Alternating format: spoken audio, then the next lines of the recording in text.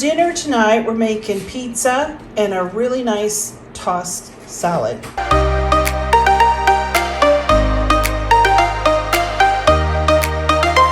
I'm making some pizza dough. In my measuring cup, I have 2 cups of warm water. I'm going to add a tablespoon of sugar and a tablespoon of dried yeast. Give it a little stir. I like to let my yeast set for just a few minutes, maybe 5 minutes to activate. So I'm going to let it do that and come back. You can see that the yeast is already activated. I'm going to add 3 tablespoons of olive oil. I'm just going to add it right to the wet ingredients.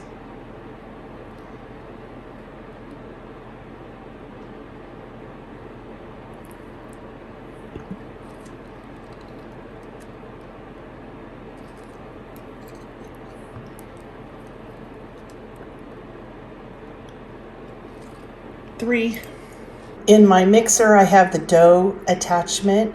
I have 5 cups of flour, 2 teaspoons of salt, and I'm going to gradually add the wet ingredients while the mixer is on. As soon as it forms into a dough, I'm going to knead it for an additional 5 minutes.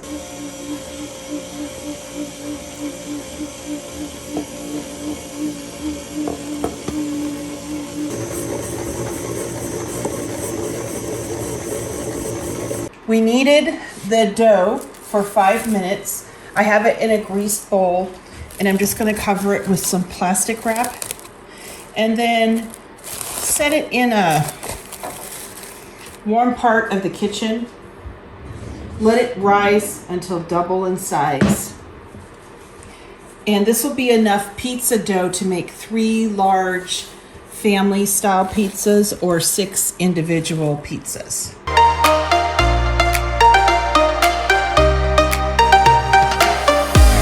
In my pan, I have a tablespoon of olive oil. I had a small onion that I seasoned with salt and pepper, and I just let the onion cook down. I'm adding about 3 cloves of garlic minced. We'll let that go for about a minute. I'm going to add a pinch of red pepper flakes, a couple of teaspoons of Italian seasoning, and a quart of my tomato sauce that I grew in the garden last year. I'm going to bring this to a simmer and let this simmer for about 15-20 minutes. Let's take a peek at our dough. Oh, that looks great. Turn out the dough onto the counter.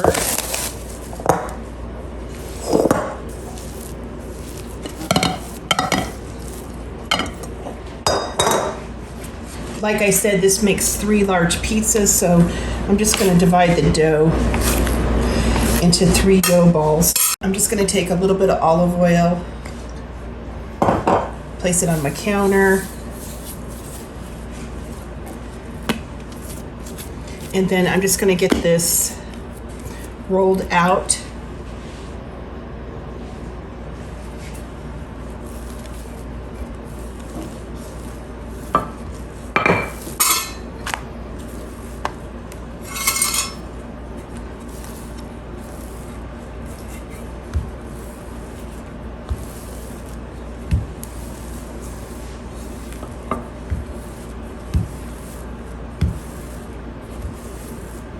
That looks good. Most of us don't have a pizza oven. I know I don't.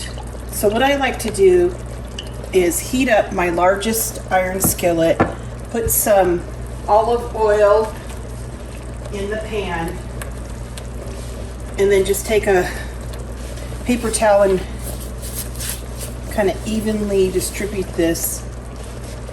I've been heating up the pan for a few minutes.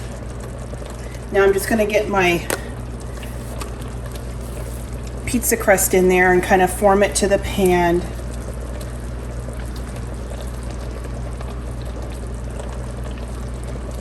the best I can. I put my finger in it when I was holding the dough, but we'll fix it. Anyway, that's what you do. And now I'm gonna get all the toppings on it. All right, let's start getting this pizza together. I put the sauce in the middle and then I just kind of spread it out to the edges. The next thing I want to do is put on my cheese. I'm going to use some mozzarella.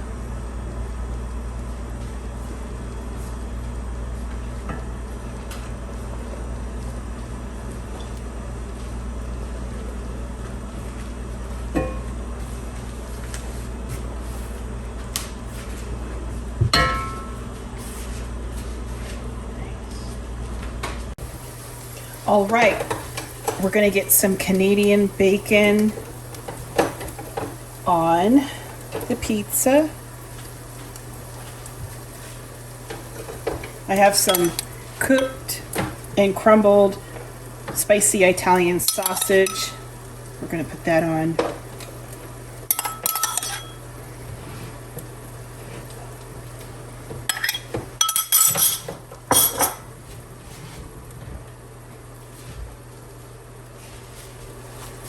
And then finally, we're going to add pepperoni.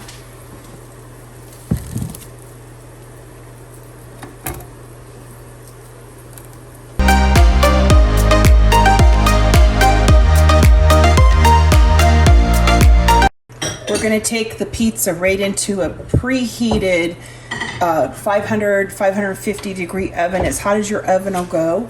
I went ahead and took the pizza out of the oven.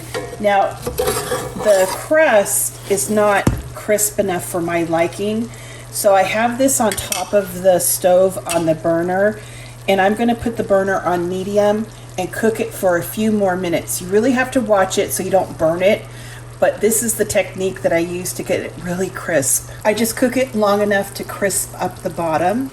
All right, and now it'll just slide right out onto our cutting board. Beautiful. I'm going to take some red pepper flakes, sprinkle a few on top.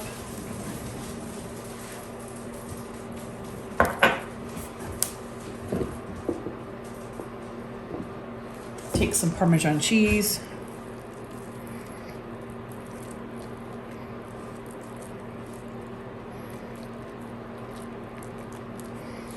Great, looks good. Oh, you can hear how crispy the crust is. I like that.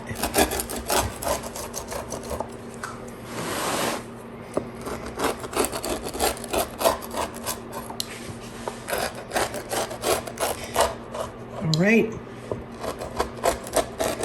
Now we'll just get the next pizza in the oven and kind of keep the whole process going. Here's what my plate looks like. I have this beautiful salad with lettuce, artichoke hearts, pickled beets, pickled pepperoncinis, cucumbers, cherry tomatoes, blue cheese dressing, and our star for the night, meat lovers, pizza.